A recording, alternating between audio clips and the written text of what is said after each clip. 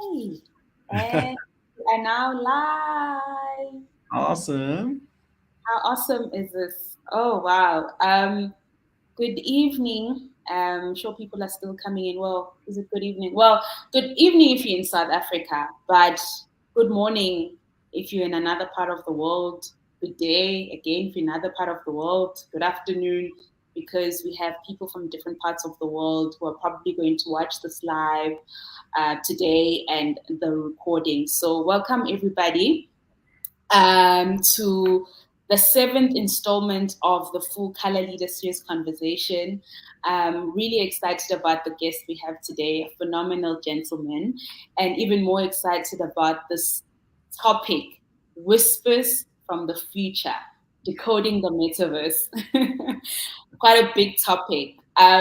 So my name is Bongeka Mhlongo, for those who are obviously curious about this woman right in your face. I'm the author of this book, In Full Color, which really is the foundation of tonight's conversation. So I wrote the book as punchy essays, full color thoughts that are really meant to trigger conversations, right? Conversations for that meant for us to be more curious about the different things that are happening in the world, some of it calling us to action. And today's conversation, I'm sure everybody has seen the metaverse. Well, I've seen it almost everywhere. People and Facebook changed their name to Meta. What is going on? So we're hoping that Musa is going to help us decode that, just to get some things out of the way, some housekeeping rules out of the way. So, guys, if you have any questions, any comments, please pop them in the chat. I see other people have already joined us. Hello to those who are joining us and they're already typing in the chat. Pop those questions in the chat, and then we have one of our team members who knows in the background. She will collate those, and then we will pitch those questions right at the end. And Nosi will also share details about how to get a copy of the book, whether you're in South Africa or in any part of the world. We also have the book on Amazon. So yeah, and I'm ready then to begin this conversation. So I'd like to firstly just start by saying hello to you, Bud Musa. How are you feeling? Yeah, feeling good, feeling good. I'm really, really glad to be here. Thank you for the invitation. Thank you for such a fancy title, Whispers from the Future. That's pretty creative. Look at you. But yeah, really, really glad to be here. Thank you. Awesome. So I always love to, before we get, because I mean, you have this incredible title, Group Chief Executive Officer of the Brave Group. But before that, or as part of that, I always like to go to the genesis of who a person is in their own words. So who is Musa Kalenga and where are you from? Like I'm curious about the human elements about you. Okay, okay, no problem. How long do we have is the question. We have an hour. People need to go cook dinner.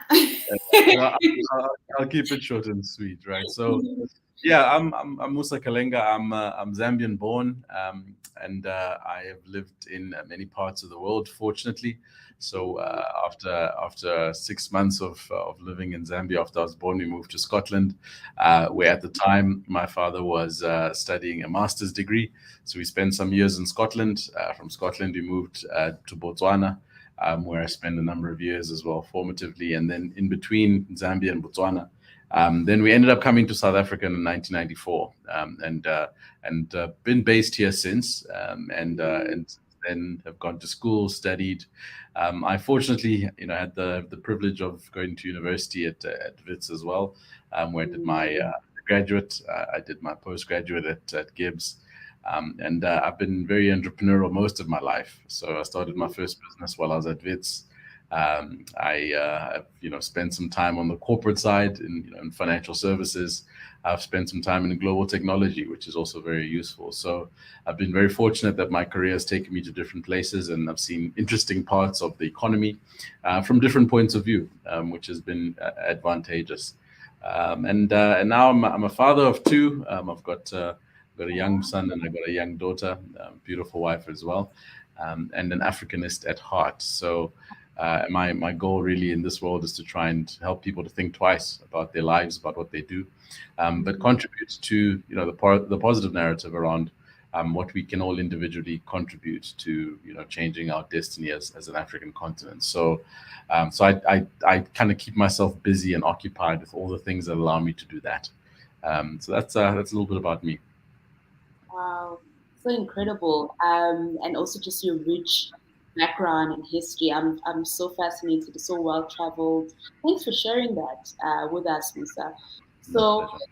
um, we again fancy title, these whispers from the future, because the future is whispering right to us and in Yeah. various ways. And I guess I was curious around this conversation because I'm very inquisitive, and I think a lot of what I write about, even in the book, calls us to be curious Yeah. and inquisitive about the world around us, and be nimble in how we think and show up, as people. So I know I wanted to start before we get into the nitty gritties of what is the metaverse, because there's a couple of young people who are going to dial in, even people in corporate who, when I posted this post, that people like, what's that? What's the metaverse? I'm like, dial in, you know.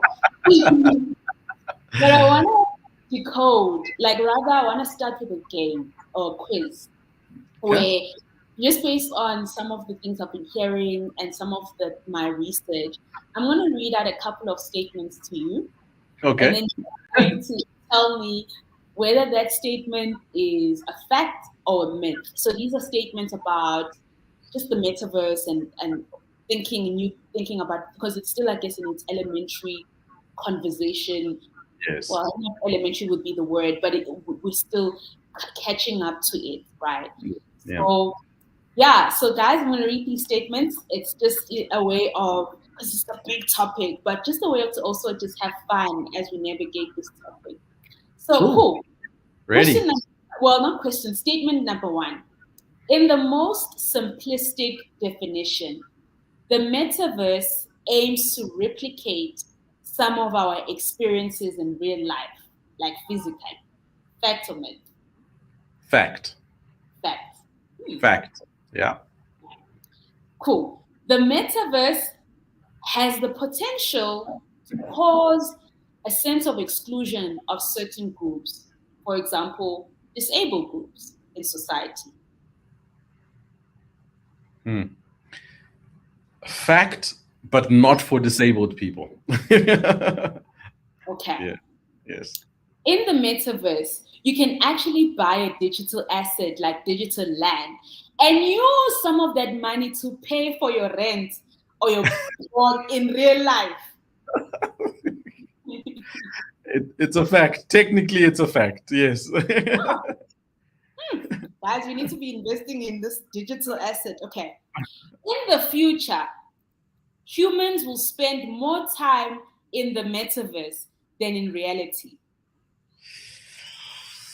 Oof. I hope not. I Hmm. hope not. I think in the near future, it's a myth. Hmm. In the near Okay. future, it's a myth. Yeah. I think we'll touch on that in our conversation around why you hope not. Very Yeah. curious to hear more about that. Yeah. Okay, the metaverse is going to shape how we live, Yeah. how we work, how we love, how we play, and how we die. That's fairly factual. Fact. Yeah. Okay. With the metaverse coming, humans will no longer need to eat, sleep, and procreate. Myth. Massive myth. Okay. The metaverse or the metaverse or metaverses have their own currencies. Fact. Okay. And Yeah. then final statement. The metaverse will be a form of a third life. The first life is the physical life that we have, we live, we feeling and touching. The second life is the life we now experience with our cell phones. And the third life will be the immersive reality we find ourselves Yeah, I think that's fairly true. Fact. in. Yeah. Okay, Yeah. cool. Clearly. So digging into these, I guess launching into it after just decoding or unpacking some of these myths. Musa, what is the metaverse? All right. Look, it's such a big question, Bongi, but what I'll try and do is I'll try and give a technical definition and then try and unpack it a little bit so that we can understand it in its component pieces. And as you said, it's a very early definition and it's a very early discovery that we are going through as a humanity around the metaverse. But the research that currently exists and the publications from an academic perspective, they define the metaverse effectively as a series of what they call virtual world projects, right? And these virtual world projects are made up of technology capabilities, and that's what allows us as human beings to inhabit them and achieve certain outcomes or desires, right? So if you think about that, it's a very very big definition. But if you break it up, the metaverse will consist of pretty much four things. The people, as we know it, will be represented in the metaverse in a virtual form of themselves. So a lot of people refer to it as the digital twin, but a version of you, but in a virtual way. The closest reference, which all of us can probably identify with, would be social media. We've all got profiles on social media, or you've got a profile on some social media platform, which is a version of you. Now, in that profile, ultimately, there's limitations to what you can do and say and transact and all that. But the baseline principle is you're taking that notion of you having a digital personality on a social platform, and you're taking that and you're giving it far more characteristic, and you're putting it in a virtual world, right? That's a starting point. So our personalities and our people will be replicated as avatars in the metaverse. The second aspect is within the metaverse itself. There'll be technologies and capabilities that allow those people and those avatars to start doing things like communicate, to start allowing people to create things within the metaverse, will allow people to start interacting in specific ways in the metaverse and defining ways to almost replicate what is happening in reality. Now, you wouldn't be able to replicate everything, but you can mimic a lot of what we see happening.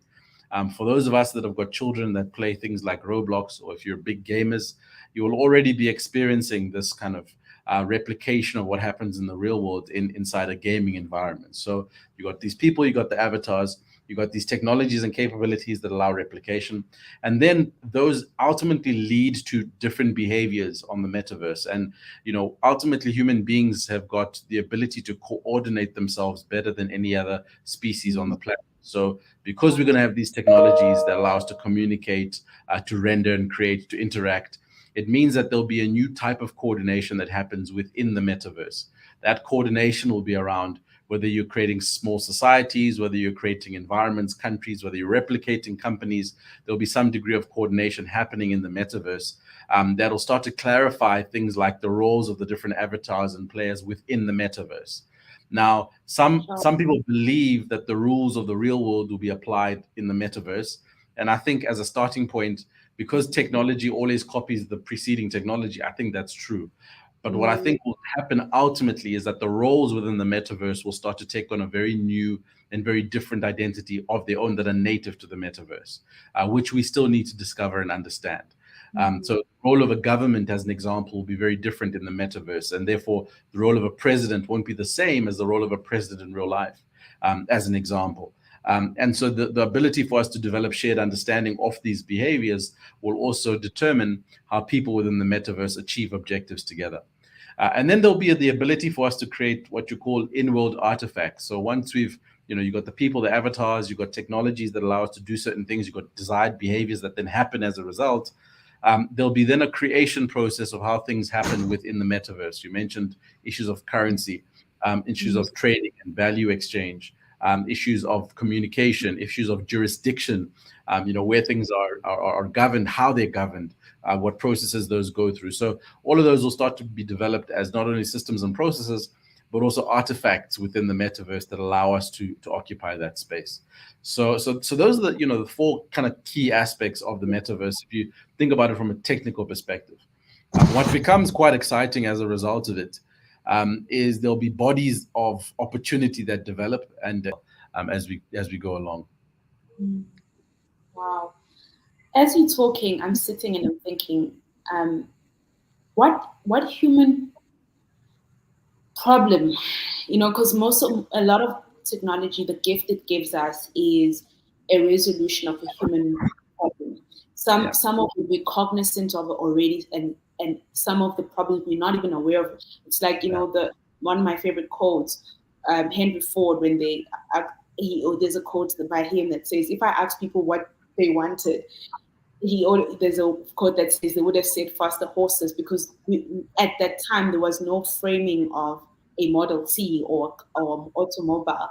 So what's the itch that the metaverse is trying to soothe for us as humanity? Yeah. Yeah. So I mean, my point of view Mm.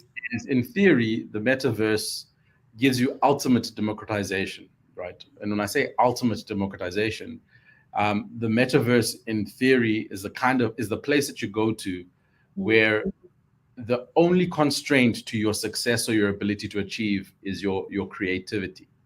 And Mm. so when I talk about ultimate democratization in the real world, there are very real constraints to me becoming a CEO, to me becoming a mining mogul, to me Sure. creating a new body of thought, to me doing all. So across all sectors and industries, there are very real constraints that limit humanity or limit certain parts of humanity to achieve certain things. The metaverse, in theory, is the place where you go to where that'll be ultimately democratized. When you think about the concept around decentralization, it means that decisions aren't made by the structures that we experience in real life, and they're developed to be able to give people and everybody anywhere the ability to create and to be. Now, creating and being is a fundamental need from a human perspective. The ability to express yourself and express yourself genuinely, authentically, and in a way that creates value is something that all of us try and do in some way, shape, or form. What ends up being a restriction is the rules, the regulations, and norms within the world that we live in. And so the itch that the metaverse is trying to scratch is, imagine all of that was taken away and you had a blank slate in which you could start reimagining, thinking and being and doing and creating from scratch. And that's really the allure of the metaverse. Sure, Musa. So what you're saying, I mean, I'm trying to make sense of this. Obviously, even for I'm wearing the hat of maybe, like, for people as well. So the metaverse is this world, like this the internet that we are a part of. Like, literally, it's like going inside the Correct. internet, and being able. So if I literally wanted to be like the the first lady of conversation in Africa, I can go into the metaverse and be that. I Correct. guess then the question becomes, will there then be a need for this world? Do you understand what I mean? So, I'm serious. It's like such a far, like it's stretching my brain, because it's like, oh my god, then it means obviously all of us are going to be wanting to be in this metaverse. Then who lives in this world? Or do we Yeah. now only live in this world when we need to eat, sleep, and procreate, and then the Yeah. rest of our being is now in the metaverse? Yeah. So I think yeah, I think the best way to think about this is think about it in the extremes of our current technology. So our Okay. current technology, which everybody understands and is comfortable with, is gaming, right? All of us Mm. know gaming. Either you played Mario Brothers or you're a PS person, so we've got a Stand. a frame of reference around what gaming is. Now, if I'm to tell you that in today's world, right now, somewhere in Asia, there is a young person who has designed a bed that allows them to not leave. So they've been able to connect themselves to a urine tract that allows them to pee in their bed and it goes into water. They've been able to develop a way that they can get food ordered to them so that they don't have to leave the game. So they game for 48, 72, 64 hours, no matter how long it is, because they want to remain engaged in the game. Now, is their physical body in the real world? Yes. But is their mind and the technology connected into a virtual platform? Absolutely. So that is Oh. already happening, right? And that's frightening. And I don't think it's Mm. far fetched, because we are seeing that as creating a whole lot of new social problems. Mm. When you're not, as a human being, using your body, it then ultimately over time decays, right? So that's not a Mm. good. But if you take it to the end, the end extreme, where you see these gamers quite happy to just lie in this bed for a week because they don't want to leave the game, because they might lose points or whatever it may be, you start to understand that this fundamentally shifts humanity. And hence why I was saying, I hope we don't end up in this in the state that becomes mainstream.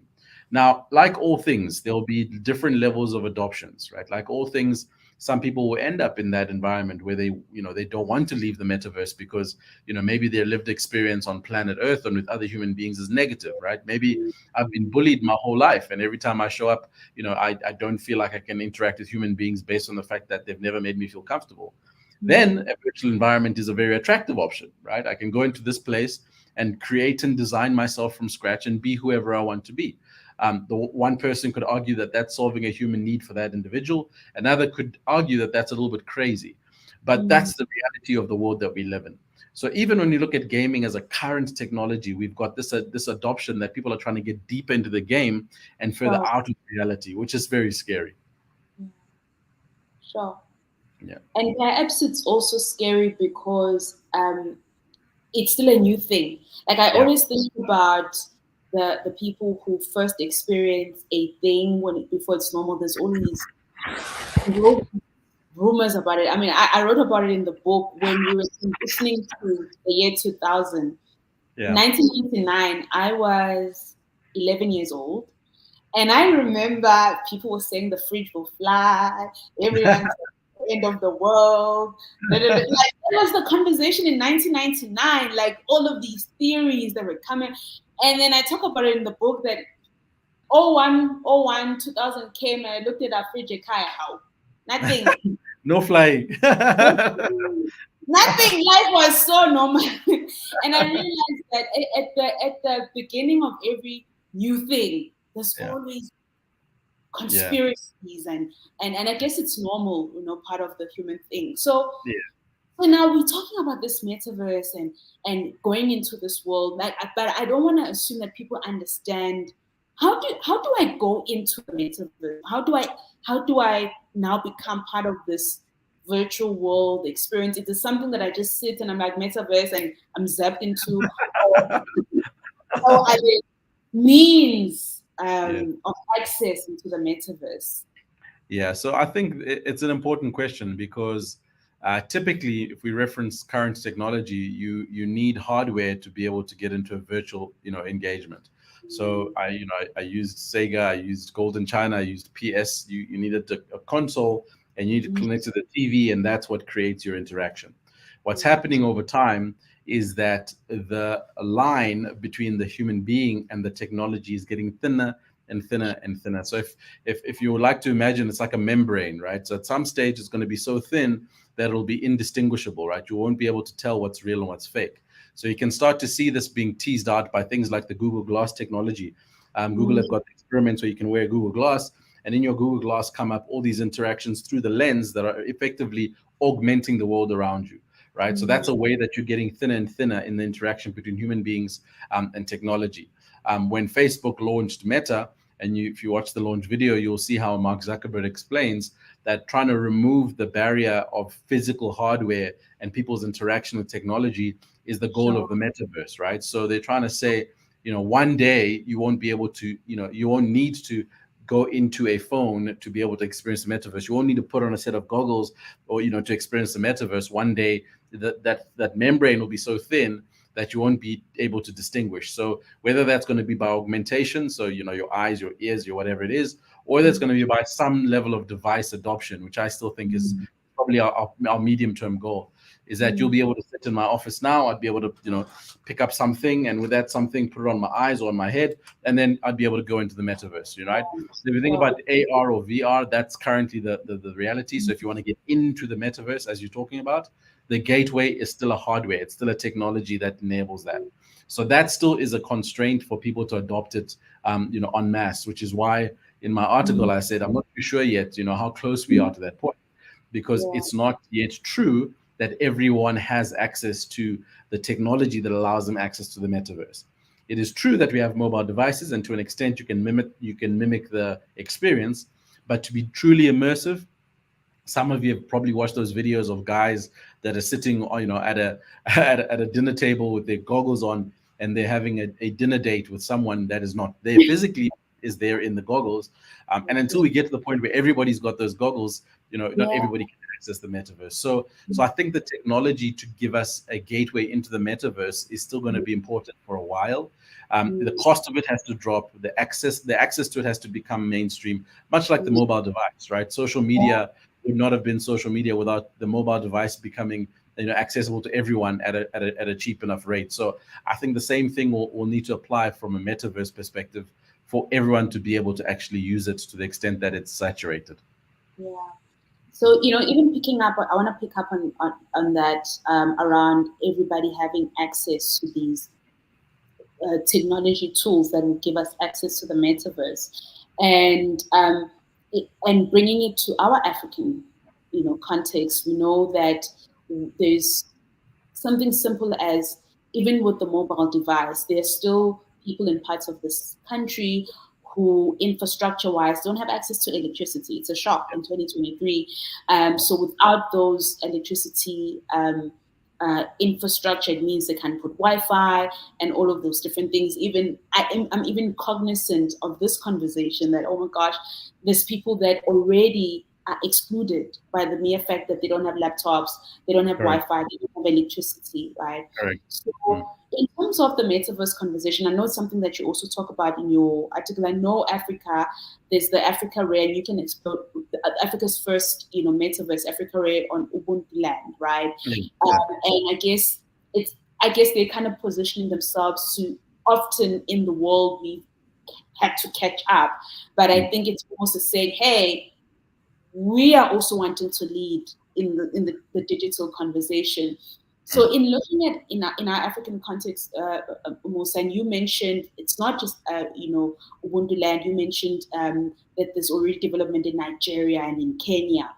Correct. I'm curious around, where do you see us playing as a continent? Do you think maybe this is an opportunity where, because I believe that Africa is the final frontier that the world will look up to. Sounds like a crazy idea, but hey, 50 years from now, 100 years, maybe I'll be gone. Somebody's gonna like, she said it. But I really do. I do believe we will take our rightful place again in the world and lead in some formats. And what are your thoughts around? Do you think this is an opportunity for us to really, really participate and lead?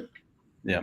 So I think it is an opportunity. I think what I can't stress enough is that there won't be one metaverse. I think the metaverse is a construct, right? Like social media is a construct.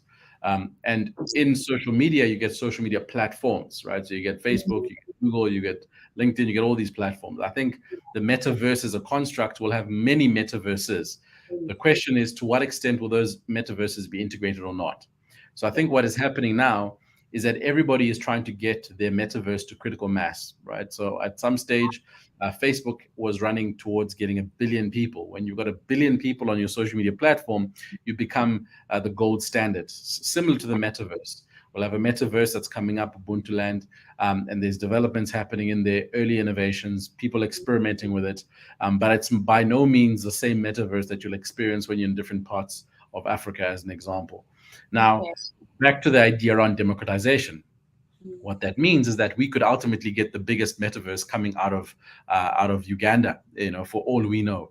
If they solve for all those aspects within the metaverse, transactionability, digital twin, on and off ramping of currencies, if someone solves for all of that, then ultimately there will be the primary metaverse that gains traction quite quickly. The question then becomes, if you've got all these different metaverses, are there rules that govern how they interact with one another? So if South Africa decides that they want to have, SA as a metaverse, and we have the US who have US as a metaverse, what are the trade relations between the two of them? Are they working together? Are they not? Is it a requirement for them to work together? Is it a requirement for them not to? So there's a lot of things that still need to be figured out around how this is actually going to play out. But I know the first thing that everybody is trying to solve for is, how do we ensure that we get these metaverse or these metaverses to critical mass, to prove the fact that people are using them and people are creating value and people are getting value from them. That's the first thing we need to solve for. And I believe, because of Africa's challenges from a technology perspective, that we're quite well positioned to figure that out.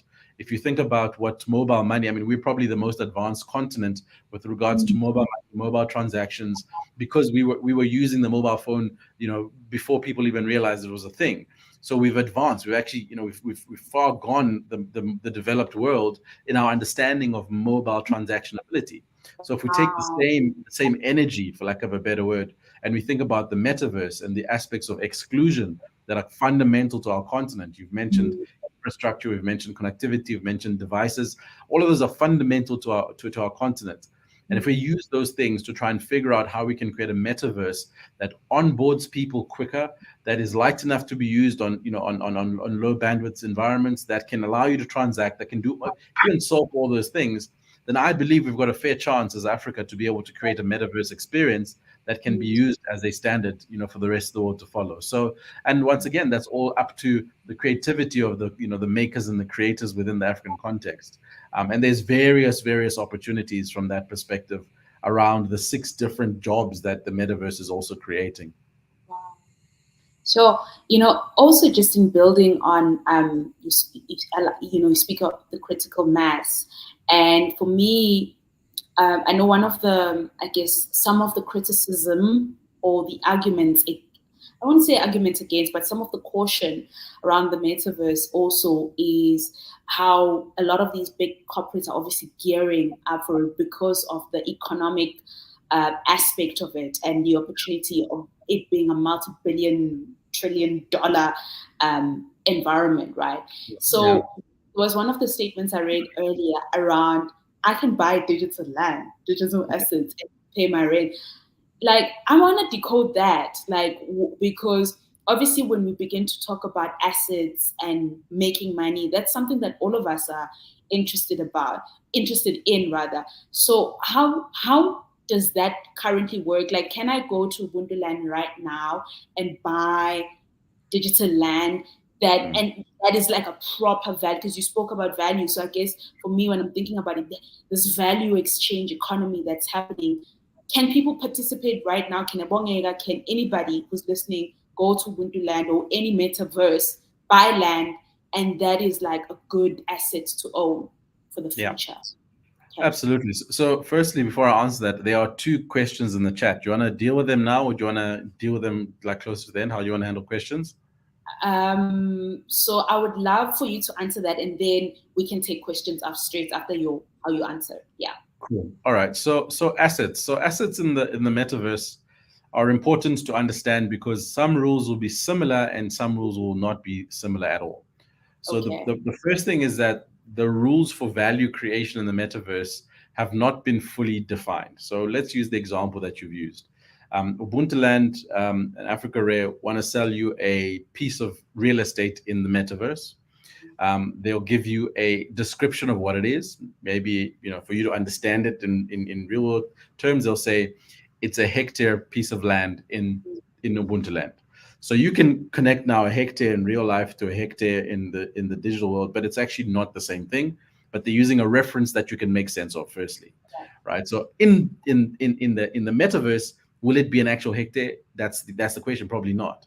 Therefore, when you pay a value, and in the real world, your value is 1,000 Rand per hectare, you're converting that value like for like now into the metaverse. Does it mean that it's the same value? Probably not. Does it mean it's less? Does it mean it's more? We don't know, right? So those rules are still being written. That's why early adopters who have got an appetite to invest early and don't mind losing a little bit in the beginning or even gaining a little bit in the beginning will invest. Some of those things are not clearly defined, but the opportunity presents itself, right? So early crypto investors were the same. What was the Bitcoin and what was the currency that you're pegging? No one really knew. We just knew that the technology was now enabling someone to buy it, and to buy it and hold it, I might get an upside or I might get a downside. And it's done this over the years. So it's the same principle. So when you buy the land in Ubuntu Land, yes, you can go there.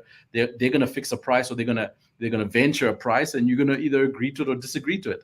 At this stage, you don't have really a point of reference. You can't say, oh no, but that one, that land over there is cheaper, or it was cheaper in the other metaverse, or what's your reference point?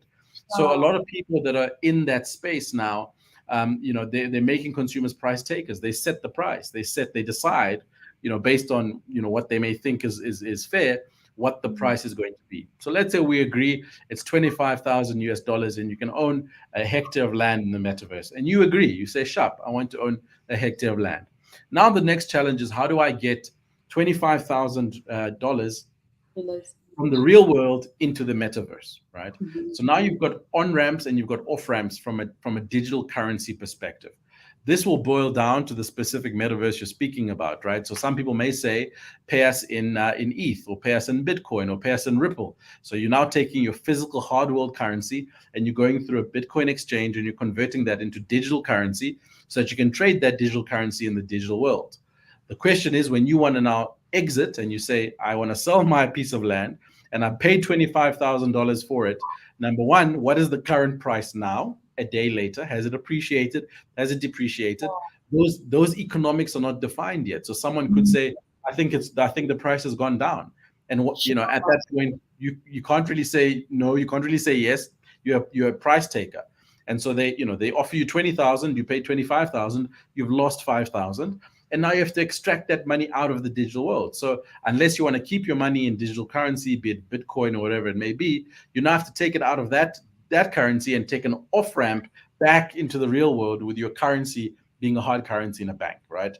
And on each one of those steps, you are thinking about this transition between real world and virtual world, real world and virtual world. And so, the intermediary services, the intermediary technologies that are being built at the moment through platforms that are trying to get us to be able to transact are still quite early, but they're getting to the point where they're maturing. So technologies like Binance that are, solving for this kind of off-ramp, on-ramp thing, a phone bank in Nigeria doing the same thing. They're all trying to figure out this interaction between real world and virtual world and try and set some rules so that when we start engaging and transacting in the virtual world, there's a way in which it makes logical sense. I mean, it won't entirely because it's so early. But there's a way that we can think about what value may or may not mean. Sure. Wow. So I want to go to these questions now, so we can do justice to them, and we have a 7 p.m. finish because this is a Thursday. Let's go to the first question. But I'm thoroughly enjoying this conversation, guys. I hope you guys are also enjoying it. Musa is just indulging us. There's so much more I want to now know about this metaverse. So now, okay, cool. First question is, okay. In the journey of innovation, where do we find the balance of the real? By this, I mean, how much of the human mind and current human ills does technology take into account when it creates spaces to create a other me? How responsible are we? So there's quite a lot of questions there. How responsible are we in the innovation journey to not lose what makes us human and our real human needs? Yeah. Such a big, good question. Yeah. It's a layered question, but I'll start by being controversial.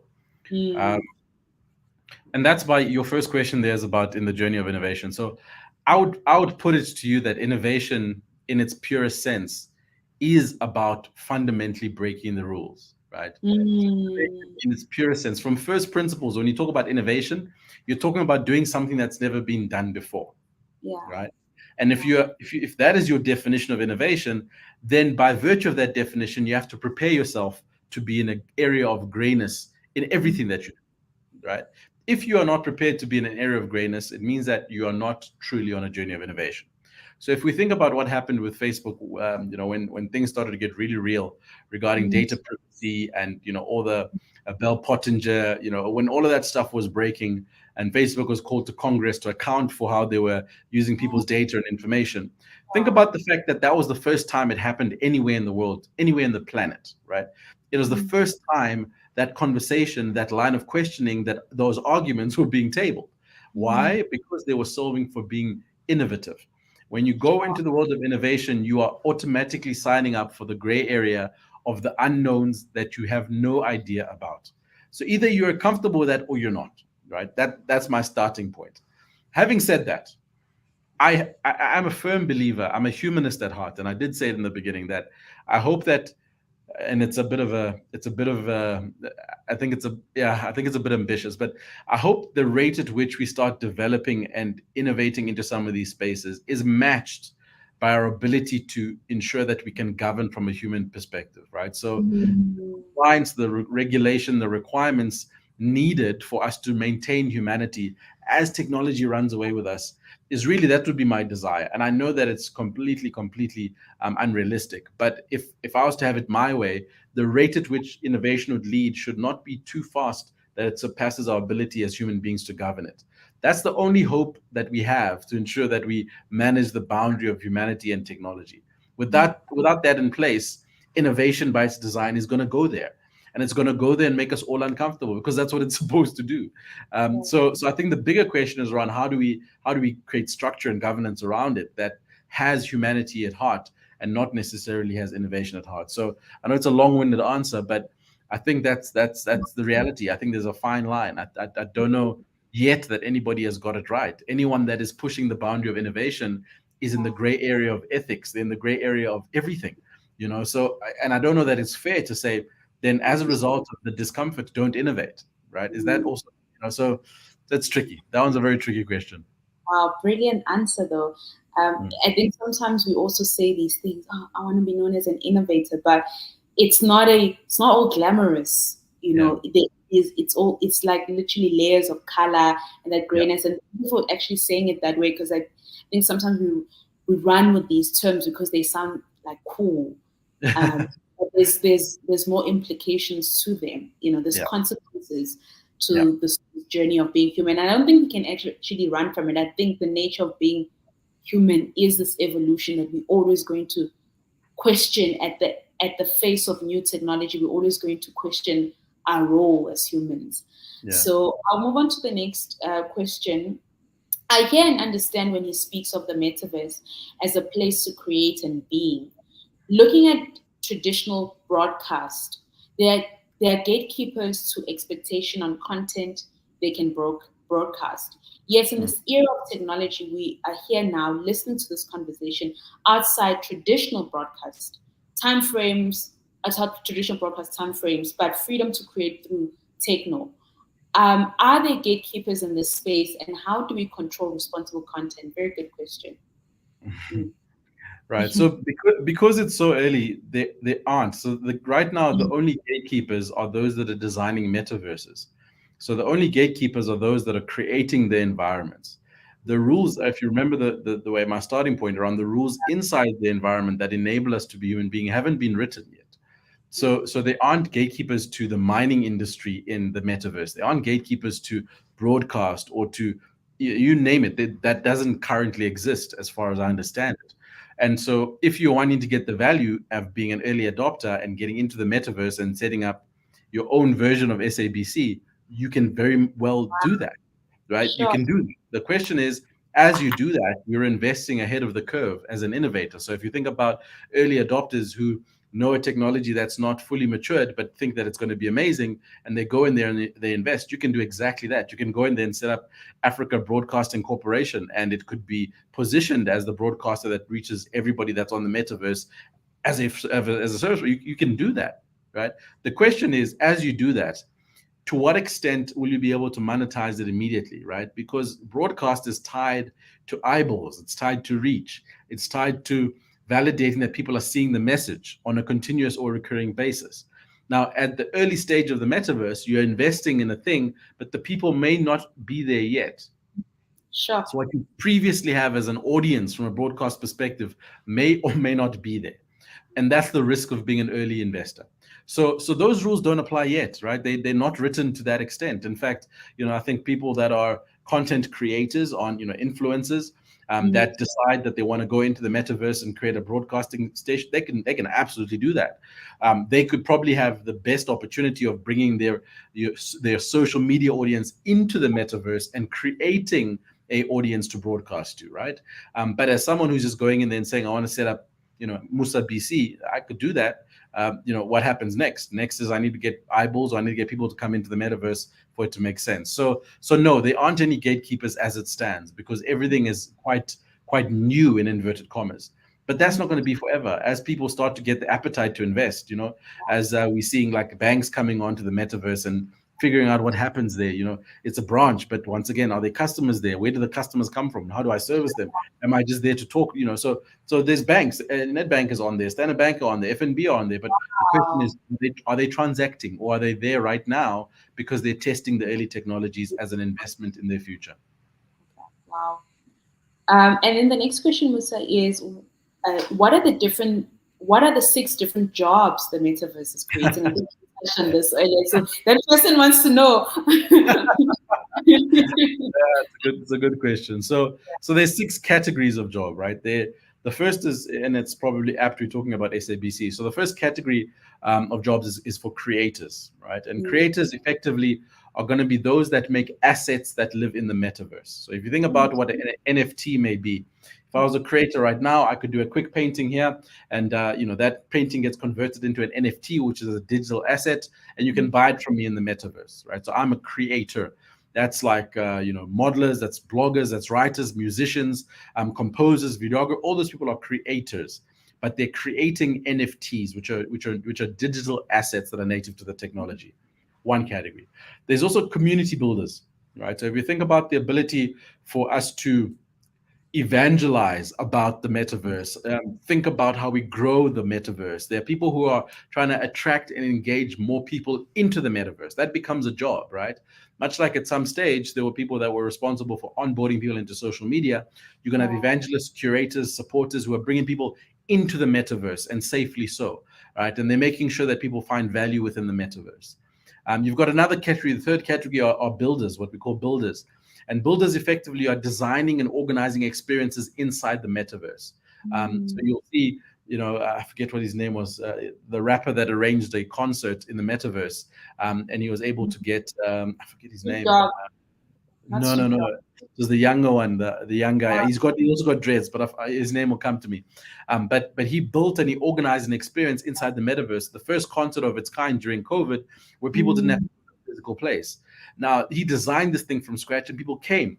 Now, Louis Vuitton is actually creating merchandise for it because they're now creators bringing into the metaverse. But those builders will be designing games. They'll be designing, experiences. They'll be producing scenarios, impressions, curriculum if you're learning. So those people are called builders. And they'll be building things that you can bring into the metaverse for people to experience. Remember, it's like an empty shell that you need to populate, right? Then you're going to have the fourth category is participants. Participants effectively are there to enhance the metaverse experience. So if you think about the pay-to-earn platforms that will now start making sure that when there's value exchange happening, it is pegged to something and that transaction is true. Blockchain technology will be one of the participants. You think about what they call DAOs, which are decentralized autonomous organizations, will be participants. So when you set up a Milky Lane inside the metaverse, it'll be a DAO. So that Milky Lane won't have the same menu in the real world. It'll be a curated menu of all Milky Lane's top fans so that they can design them for the metaverse, right? So all of those people are participants. People that will be trading in the metaverse, guys that are going to have property that they say, I want to sell you something. Those are all people that are going to be speculating around the currencies, etc. So that's a category of people that will be exploring, learning, and enhancing into the metaverse. Then you've got what they call bridges, right? And you'll remember I was speaking a lot about, real versus virtual. Bridges are going to be the people that are going to be able to build not only the physical gateways or the physical bridges between metaverse and the real world, but they're also going to be the ones that are implementing how history replicates itself in the metaverse. So how much of apartheid should show up in the metaverse for South Africa? Right? Should we eliminate apartheid from the South African metaverse or not? Should it be a construct in which people can experience in the metaverse or not? Right. So that's it. Those are historians. How much of that must come into the metaverse experience? How much, when you talk about the digital twin, that's the bridge between me as a physical person and what's happening in the metaverse. How much of me should be me? How much of me should just not be me in the metaverse? Should I be allowed to be someone different in the metaverse? If I want to rock as a middle-aged white man, should I be able to do that in the metaverse? Right. So these are bridges that are saying what are the common things, what are the not common things, and what should be true between the metaverse and the real world, right? And then you're going to have what they call performers, which are those that are going to develop real-time content, for lack of a better word. So the stickiness of the metaverse will be why you're going to keep coming back.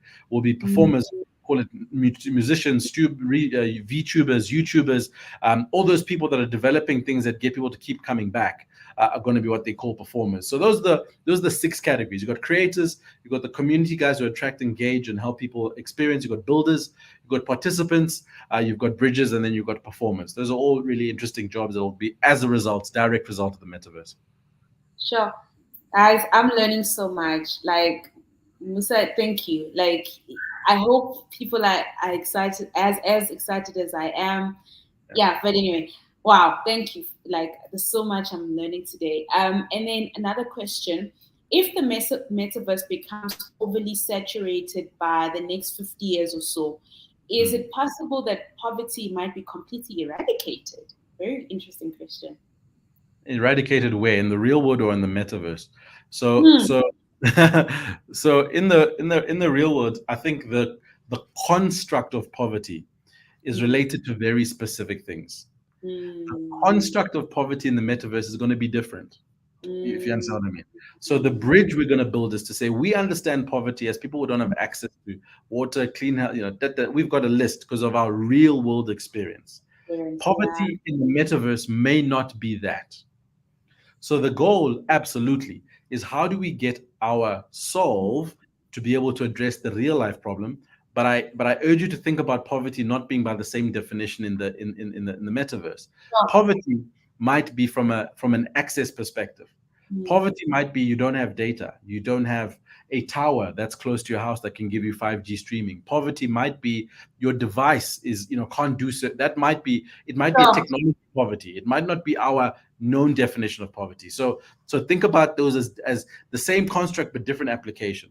So on the basis that could we eradicate poverty in the real world using the metaverse, I don't know. I think the important thing is, and I always encourage anybody who's building, who's any one of those people playing a role in the ecosystem, is when we're thinking about the on-ramps and the off-ramps relating to the metaverse, we have to consider how we lift humanity. We have to consider fundamentally how we make the human experience better. If we don't do that, then it's just going to run away with us. And the importance of solving for things like poverty, like education, etc., is with this mindfulness about we still have a responsibility as human beings. And that's what leadership really has to deliver for us as Africans in this age of technology, is that soberness about what we still have to solve for. We're not Sweden.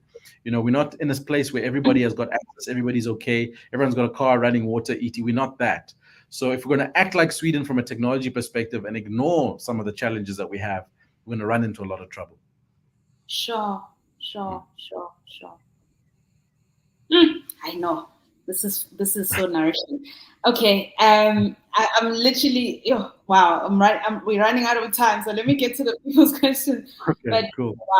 Wow, okay, I've read that one, and then this question: can I create a completely different version of myself on the metaverse with a different identification card, a driver's license, a bank card, or even change one gender or race? Yeah. So technically speaking, the answer to that is yes, right? But we can all understand why that is a problem, right? We can all understand why. So we struggle with Twitter, right? We all understand that Twitter is anonymous people talking smack about other people all the time. And the anonymousness is what gives them the chutzpah to push the boundaries from a social perspective. So now if you take this anonymity and you create a whole new personality for yourself in the metaverse, the problem is that your moral compass and your ethical boundaries will be completely skewed, right? So you're going to be operating in a place where no one knows who you are.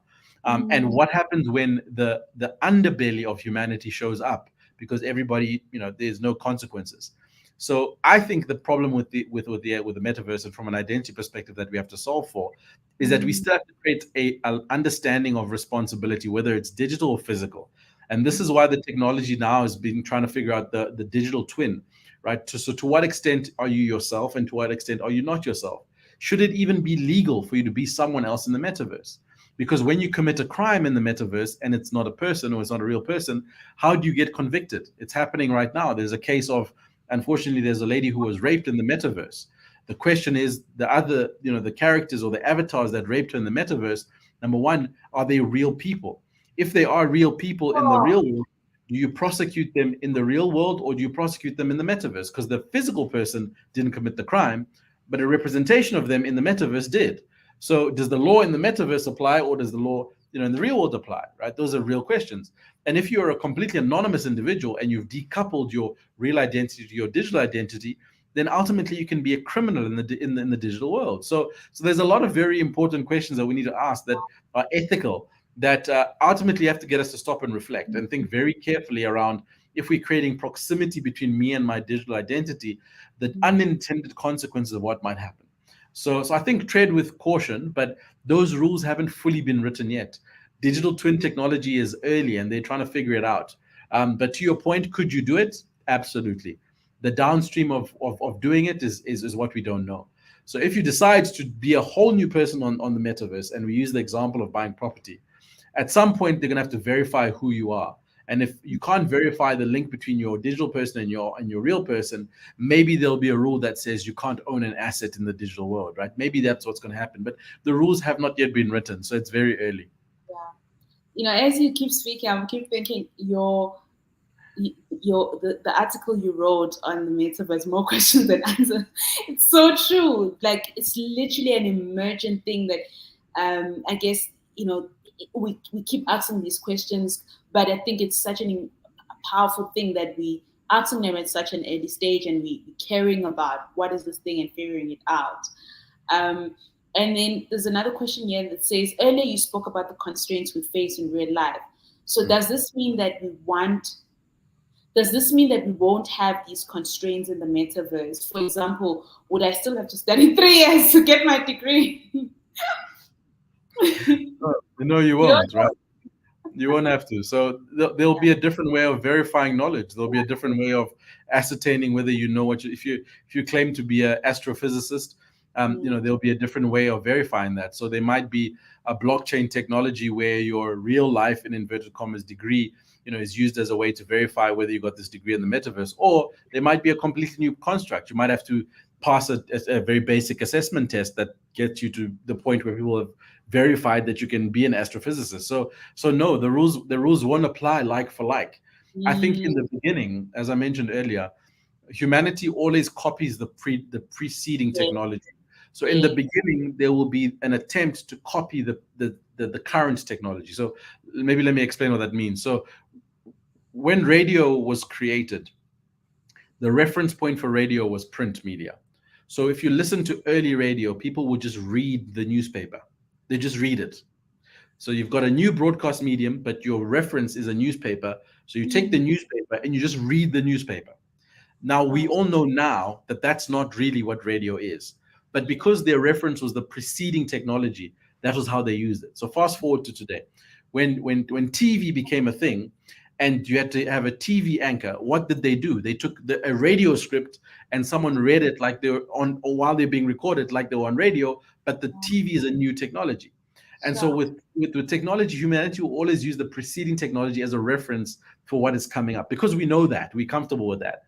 Over time, you start to refine and become more native to the technology. So yes, education as it stands will be your reference. So someone may say, you make sure, if your qualification is an MSc in astrophysics, make sure that it's coded to the blockchain, so that when we pull it in as a reference into the digital world, we can verify that you actually can do what you say you can do. That'll be our starting point, because we're using existing technology, which is a degree, to verify competence. Over time, I think it's gonna fall away, but our reference will definitely be that to start. Oh wow, okay. And then I think we do have a final question, Musa, around how do participants get in? Is it a subscription based? Do we have to pay? So different metaverse will have different rules. So as it stands now, the early metaverses are asking you to sign up and give an expression of interest. And as they develop it and as the technology evolves, they kind of inform you, and they give you kind of milestones where you can, do certain things, or where they've been able to land certain features. So the early ones now, if you go to any of them, you'll probably be asked to sign up, to give early interest, and they'll communicate with you as they develop the metaverse, and as features land. But you'll be able to then access it probably through through your laptop or whatever it may be. So that'll be the process until they get to the point where you'll start to verify, I have a set of Google glasses, or I've got a VR headset, and then you can go to the next level of the interaction, etc. So that's probably how it's going to roll out. Okay. Wow. Thank you, Musa. Such brilliant, brilliant questions. And thank you to the guys who are listening in. Thank you for just tuning into this whispers from the future, because the future is whispering to us. And this conversation of decoding the metaverse. I really hope you guys learned a lot. I know I'm literally just drinking from the well that is Musa and what he knows. And I'm so grateful, Musa. Thank you for just coming onto this platform and sharing with us about the metaverse. And I mean, somebody is saying here, Musa is an eloquent speaker. Thank you for bringing so much clarity on this topic. And it's so true. I appreciate it so much. And before we close off, guys, if you want to get the book, you can get it on the Pen the Vision website or on Amazon, which I said is the foundation of the Full Color Leader Series conversation. Nosi can pop Pen the Vision website or the Amazon link on the chat, but hey, you can literally Google it, Thinking in Full Color. And yeah, I would love for Musa to close us off. Musa, any concluding thoughts or comments for us in terms of, what should we do as ordinary people around the? Oh wow, no. I don't think it's gonna come back this time around. Hold on, let me innovate. That's me. um, yeah, to people in the world, this is a very interesting thing happening. You can Google what is happening right now. This won't happen in the metaverse, hopefully. No, yeah, we're gonna have lights on all the time in the We're gonna have metaverse. like, hey, we're gonna write the new rules. But yeah, but Musa, any I guess final concluding thoughts or comments around this conversation and your final thoughts for us around the metaverse? Yeah, look, I mean, I think it's really difficult if you try and think about Yeah. as a whole, right? So don't try and boil the ocean in your understanding or your application. Try and seek to So, understand small parts of it as you go along. And I always say, as you seek understanding, try and experiment as much as possible. So, those of you that do want to go and sign up and see what happens and go on the journey. It's really, really difficult to get into a new technology if you are watching it as an outsider. But if you're watching it as someone that's experiencing it, your level of understanding, appreciation are fundamentally different. So you can't boil the ocean. Try and do it slowly. And then secondly, I mean, I always say, be not afraid. It's frightening, and I get scared all the time. But if that is the presiding emotion that you're feeling, it's going to also create a psychological gap that you're going to have to get over to be able to experience it. So be not afraid. It is difficult, and sometimes it seems like the robots are coming and everything is changing, and it's just becoming really weird. But be not afraid. Try things out and see how it goes. yeah. Wow. Thank you. All right. Thank you so much. Great having you on this platform. So bye everybody, and thank you for dialing in. Be Cool. blessed. Ciao.